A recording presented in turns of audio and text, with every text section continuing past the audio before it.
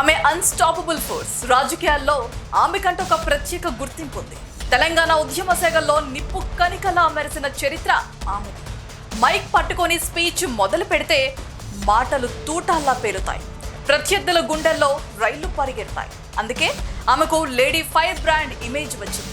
కానీ scene cut చేస్తే ఇప్పుడు ఆ ఫైర్ ఆరిపోయింది, గర్జన తగ్గింది, క్రమంగా ఆ గొంతు మూగపోయింది. బాధ్యత ఇస్తేనే కదా పనిచేసేది, పదవివ్వండి, బౌండరీలు దాటి పనిచేస్తానని పబ్లిక్గానే పవర్ అడిగిన ఆ లీడర్ ఎమ్మెల్సీ పదవి వరించినా ఎందుకు సైలెంట్ అయిపోయారు? ప్రతిపక్షాలు సర్కార్పై అటాక్ చేస్తుంటే కౌంటర్ ఇవ్వాల్సిన ఆ లేడీ సూపర్ స్టార్ ఎందుకు మ్యూట్లో ఉన్నారు?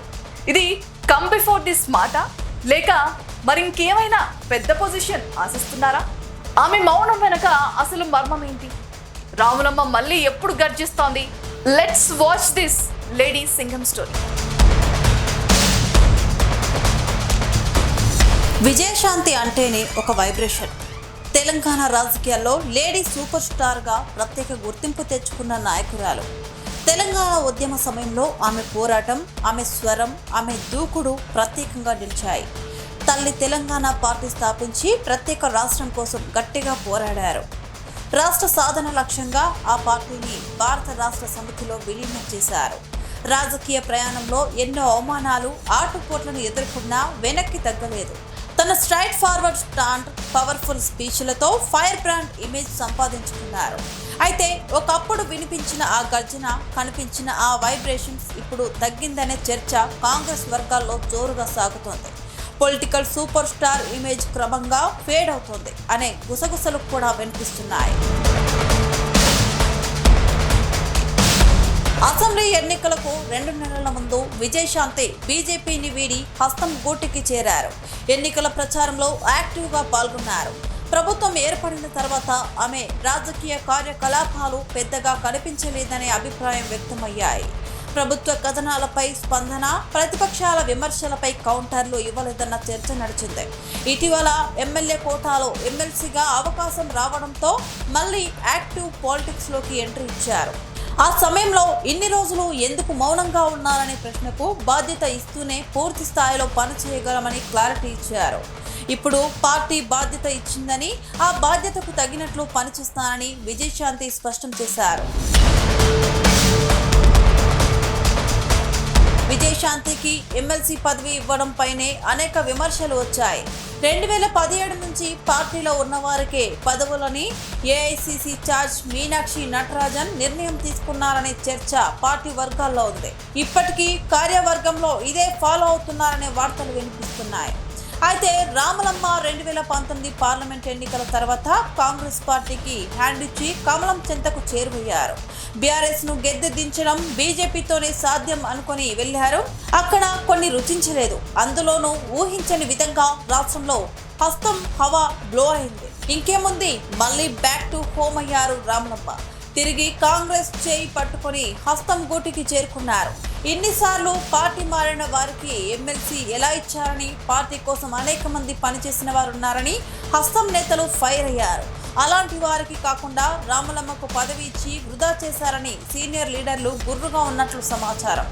పదవి వచ్చాకైనా రాములమ్మ యాక్టివ్ అవుతారని భావించారు. కానీ ఎమ్మెల్సీగా అవకాశం వచ్చిన తర్వాత కూడా ఆమె దూకుడు కనిపించలేదనే చర్చ మొదలైంది. ప్రతిపక్షాల విమర్శలపై స్ట్రాంగ్ కౌంటర్లు ఇస్తారని అందరూ అనుకున్నారు. అదే రేంజ్లో మళ్ళీ ఫైర్ బ్రాండ్ స్టైల్లో డైలాగ్స్ ఉంటాయని అంచనా వేశారు. ముఖ్యంగా తెలంగాణ జాగృతి అధినేత్రి కవిత విమర్శలకు ధీటుగా రిప్లై ఇస్తారని ఎక్స్పెక్ట్ చేశారు. కానీ అక్కడి నుంచి స్పందన రాలేదు. అలాగే బీఆర్ఎస్ ప్లీనరీ సభ తర్వాత ఆ పార్టీ అధినేత కేసీఆర్ కామెంట్స్ పై ఆమె ఘాటుగా స్పందిస్తారని పార్టీ వర్గాలు ఆశించాయి. కేసీఆర్ రాజకీయ వ్యవహార శైలిపై పూర్తిగా అవగాహన ఉన్న నాయకురాలిగా అధికార కాంగ్రెస్ ప్రభుత్వంపై వచ్చిన విమర్శలకు స్ట్రాంగ్ కౌంటర్ ఇస్తారని అంచనా వేశారు. కానీ రాములమ్మ ఇంకా మౌనం విడలేదు. పహల్గామ్ ఉగ్రదాడి తర్వాత నిర్వహించిన క్యాండిల్ ర్యాలీ వంటి కార్యక్రమాల్లో, కానీ బీసీ బిల్లు ఆమోద ప్రక్రియలో గవర్నర్ను కలిసి ధన్యవాదాలు తెలిపిన సందర్భాల్లో కానీ ఆమె కనిపించలేదన్న విమర్శలు రాజకీయ వర్గాల్లో వినిపిస్తున్నాయి. ఈ క్రమంలోనే ఎమ్మెల్సీ పదవి వచ్చినా యాక్టివిటీ పెరగలేదనే చర్చ మరింత బలపడింది. రాములమ్మ ఎక్కడమ్మా అన్న చర్చ ఇప్పుడు కాంగ్రెస్ వర్గాల్లో వినిపిస్తుంది. ఒకప్పుడు ప్రతి అంశంపై స్పందిస్తూ పార్టీ తరఫున ఫ్రంట్ లైన్ లో నిలిచిన విజయశాంతి ఇప్పుడు కనిపించకపోవడంపై పార్టీ వర్గాలు నిరాశతో ఉన్నాయి. మరోవైపు ఎమ్మెల్సీ పదవి కంటే కేబినెట్ బెర్తుపై దృష్టి పెట్టారేమో అన్న అనుమానాలు కూడా వ్యక్తమవుతున్నాయి. పెద్ద బాధ్యత కోసం వేచి చూస్తున్నారేమో, ఆ అవకాశం వచ్చిన తర్వాతే మౌనం వీడే ఛాన్స్ ఉందనే వర్షన్ కూడా వినిపిస్తుంది. కాంగ్రెస్ అధికారంలోకి వచ్చినప్పటి నుంచి సర్కార్ విధానాలు, పథకాల అమలు తీరుపై బహిరంగంగా మద్దతు తెలిపిన సందర్భాలు కూడా తక్కువగానే ఉన్నాయని పార్టీ వర్గాల మాట. ఎమ్మెల్సీ పదవి వచ్చిన తర్వాతైనా ప్రతిపక్షాలపై ఘాటు వ్యాఖ్యలు చేస్తూ సర్కారుకు సపోర్టుగా నిలుస్తారని భావించినా ఆ దూకుడు ఇంకా కనిపించడం లేదనే విమర్శలు వస్తున్నాయి. మరోవైపు పార్టీ లోపల ఆమెకు కీలక బాధ్యతలు ఇవ్వాలనే ఆలోచన కూడా జరుగుతుందని ప్రచారం వినిపిస్తుంది.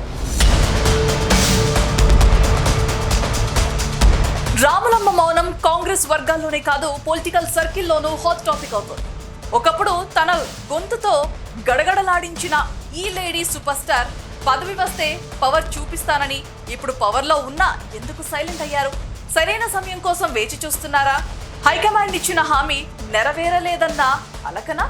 లేదంటే ప్రచారంలో ఉన్నట్లుగా క్యాబినెట్ బర్త్ కన్ఫర్మ్ అయితేనే విశ్వరూపం చూపిస్తారా? మంత్రి పదవి కోసం మౌనాన్ని ఆయుధంగా మార్చుకున్నారా అన్నది సస్పెన్స్ గా మారింది. తగ్గింది నెగ్గడం కోసమే అని చెప్పకనే చెబుతున్నారా? లేక కాంగ్రెస్ కోటలో రాములమ్మకు సరైన ప్రాధాన్యత దక్కటం లేదా? కారణం ఏదైనా ప్రత్యర్థుల గుండెల్లో రైలు పరిగెత్తించే ఆ గొంతు కోసం హస్తం సర్కిల్ వెయిట్ చేస్తోంది. పవర్ వచ్చిన పవర్ఫుల్ వాయిస్ ఎందుకు సైలెంట్ మోడ్లోకి వెళ్ళింది? ఇప్పుడు అదే $1 మిలియన్ ప్రశ్న. మరి రాములమ్మ నెక్స్ట్ స్టెప్ ఎలా ఉండబోతుంది? మళ్ళీ ఎప్పుడు డైలాగ్ వార్ మొదలవుతుంది? విజయశాంతి మౌనం వెనుకున్న ఆ మర్మం ఏంటో తెలియాలంటే మరికొంతకాలం వేచి చూడాలి.